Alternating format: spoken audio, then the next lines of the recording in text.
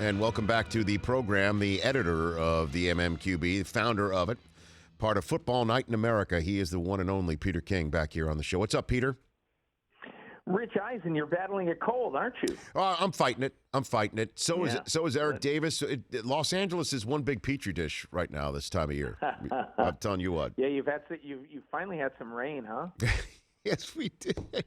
And Law, how cold was that Rose Bowl? How cold was the Rose Bowl when the sun went down? How cold? It got a little nippy. I had a knit hat on out here in Los Angeles. Oh, look at he had a knit hat, Peter. And it wasn't in a hipster fashion. It was That's legit. serious then. Yeah. Very serious. What'd you think of that Rose Bowl? What'd you think of that game? You know what? I fell asleep, and I didn't watch very much. My problem is, Rich, I mean, I'm wasted by Monday night. You asked me about many Monday night football games after staying up till 6 in the morning to finish my column. I usually don't make it through them, but no, seriously, how long does it take you to put it? Said it was a great game. How long does it take you to put a column together?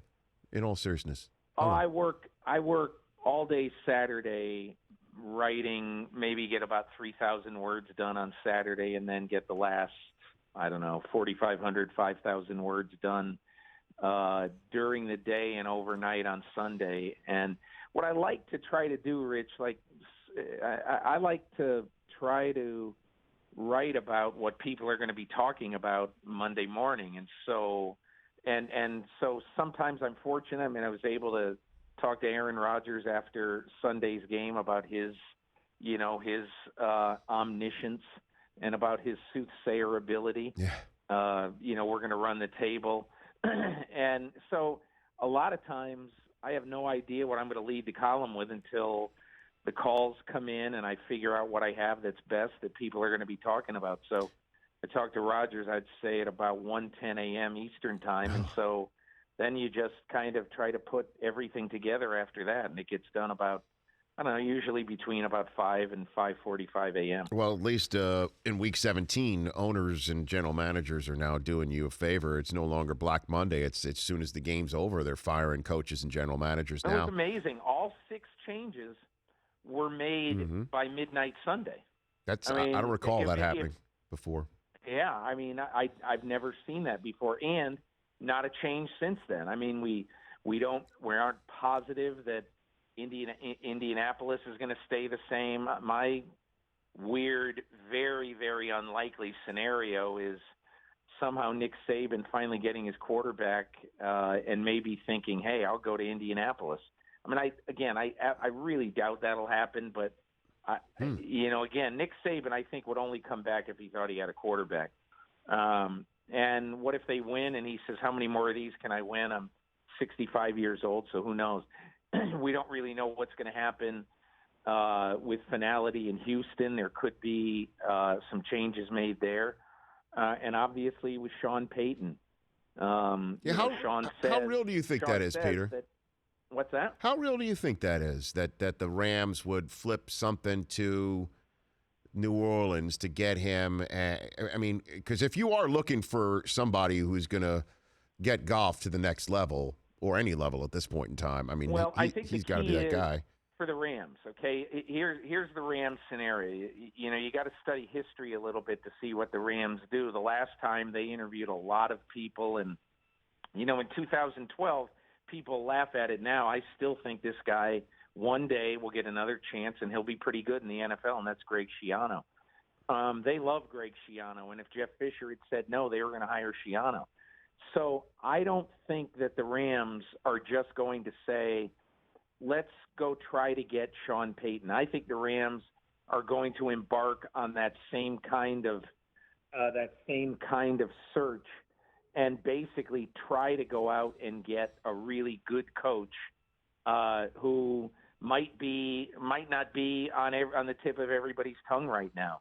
And then if they don't like what they see after surveying the landscape, then I think they might, and I don't know this, go aggressively after Peyton. But I do think that they're going to look at the field first. And there's a possibility, you think, that there's a playoff team that could separate from their coach? Because I know you mentioned Houston, our friend Jay Glazer reporting that would be a possibility. Yeah, I think Jay is onto something. He said that on Sunday on the air, and I think he's really right. There's a little bit of tension, atop that organization right now, and so we'll see what happens. I think it's still more likely than not that O'Brien stays, but let's see what happens this weekend. I mean, Bob McNair might be able to broker, another year there to see if they can move along and make Brock Osweiler the quarterback they thought when they paid so much money for him. I don't see it happening, but we'll see. Peter King, the MMQB, joining me here on the Rich Eisen Show. I sat there at my computer blinking at me for several minutes when you sent me the ballot to fill out for the MMQB for the year-end awards that you're going to announce when? Thursday morning? Is that when that comes out? Thursday morning, okay. Yeah, 6 o'clock we'll have them out. And the MVP vote, I mean, I stood there and stared at it, and I couldn't split my vote on you. I just wouldn't do that. How many folks have split their vote on you on that front? Nobody did. We good. We have 31 people vote, and nobody did. And I think at the end of the season, like I voted Ryan 1, Carr 2, Brady 3, Rodgers 4. And what I did, Rich, is I just thought that at the end, Matt Ryan's year, and again, it's most valuable player. It's not most outstanding player, but I think Ryan was really a little bit of both because remember, I mean, he had a combined quarterback rating over 115 when Julio Jones was not in the game. Was not playing, and so I think that he not only put up gargantuan numbers, the best numerical year of his career, but I think that offense, he proved it year long that offense ran through him. And look, I love the effect that David Carr had, and this weekend's games made me think even harder about it, but I think that I didn't want to vote for a guy who just because when he's out of the lineup, his team looks like they could be 4-12. Because, in my opinion, if Matt Ryan's out of the lineup, their team could be 4-12. Well, you could say that about everybody, and folks are not voting for Brady because they're saying there was proof of him being out of the lineup and everything being, hunky dory. And my response to that is I did vote for Brady in your vote here, in your poll here, that there's no way that Garoppolo has this team 14-2. No chance he goes through the crucible of November and December as well as Brady guided them, with the exception of that loss at home to Seattle. And then on top of it, many reasons why they went 3-1 is the reason why I voted Belichick as coach of the year in your poll. Yeah, Peter. Of course. I mean, Look, here's the bottom line, and I say this all the time about the Patriots. I voted for Belichick for Coach of the Year this year. Mm-hmm. Every single year, there's an Adam Gase. Every year, somebody comes out of the woods to win 10 or 11 games. Yep. Every single year, there's a Jason Garrett winning 13 or whatever, a Jack Del Rio. I mean, and again, I am not in any way demeaning anything that those guys did, but here's my figuring on Belichick, okay?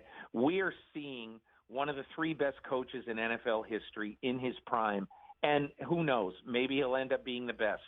But in my opinion, he is absolutely at the peak of his game right now, and there are so many reasons why, in my opinion, you put him way up there, not only because they go 14-2 with this, but just think of this, Rich. He had to manage the offseason really not knowing who his quarterback was going to be opening day for a long time. So how do you figure out who gets reps? How do you figure out all that stuff? And then he trades his best 2 front 7 players. And, he knows stuff that we don't know, obviously. And then their defense plays well enough to lose 2 games the whole year. And so I think we're seeing a guy who I had no qualms whatsoever voting for Belichick. And again, I am of the belief that there are some coaches that, because their teams are so good, like Chuck Noll was always underrepresented, like in Coach of the Year balloting.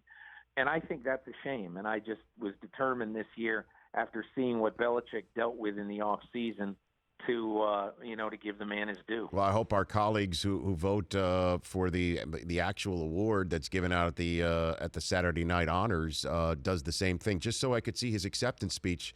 Certainly, well, I'm sure he'll come out of his hotel room the night before the Super Bowl just to deliver it. I'm sure, Peter, that would be very moving. Yeah. Moment, I think. Well, what would be? You know what I'm thinking? Yeah. So imagine, and look, I don't know what's going to happen, and we'll read tomorrow morning what our results are. But just imagine if the Patriots are in the game and the coach is Belichick and the MVP is Brady. And again, I'm doubtful one or both. But it would be really interesting if they were in the game and that happened. How the program would go. Oh, we all know. Oh, no. We know Mr. Kraft is coming up to accept both of those things.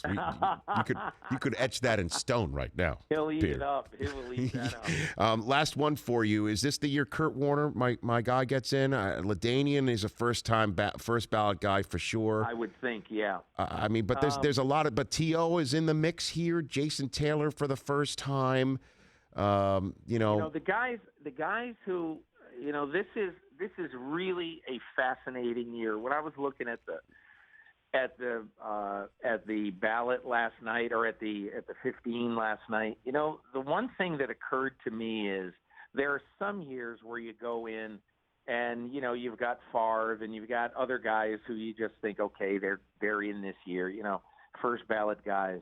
But this year, I look at it and I think it's Tomlinson, and then I think it is a gigantic scramble, because I can tell you last year, because we're not allowed to say what actually goes on in the room, but last year I can just tell you there was tremendous momentum toward the end for Terrell Davis. There was significant support for Kurt Warner. And, there's a lot of support for a lot of guys on that list. The interesting thing this year, in my opinion, I have been one of those people who have been not necessarily banging the drum, but I am supportive of the safety position getting more representation in the hall than it's had. You got Brian Dawkins and John Lynch sitting right there. Yeah, and look, and Kenny Easley. I'm just going to tell you that, in my opinion, I think I don't know this, but I think this might be the year of the safety if Easley gets 80% on the seniors vote, and I think there's going to be a lot of support. I'm pretty bullish on Brian Dawkins myself. I watched him be a difference maker for a long, long time, and I just think he's not only a huge physical presence, but as smart and as instinctive a safety as I've covered. And so again, Rich, there's 48 people. I never have any idea. We don't sit around in a coffee klatch and I ask Rick Gosselin, hey, who are you voting for here? Who do you like? You just go in there and everybody, hopefully listens and listens with respect. And it'll be interesting this year, and I'll leave you with this. Mm-hmm. The first year that there are going to be former players who are going to be voting. Okay, we got James Lofton and Dan Fouts who are in there, and they were in there last year to just monitor the meeting. But this year they get votes, and I'm excited about that. I think it's cool. I think that they're going to bring a really, really good perspective, both from broadcasting games and obviously from playing against a lot of guys who are up for it, and being in the room too. Peter, thanks so much. Appreciate it. We'll see you at the Super Bowl. Thank you, Rich, and thanks a lot for being one of our voters. Thanks for asking. Distinguished panel. Thank you. Look forward to it. Peter, thanks. That's Peter King. The Rich Eisen Show, weekdays at noon Eastern on Audience.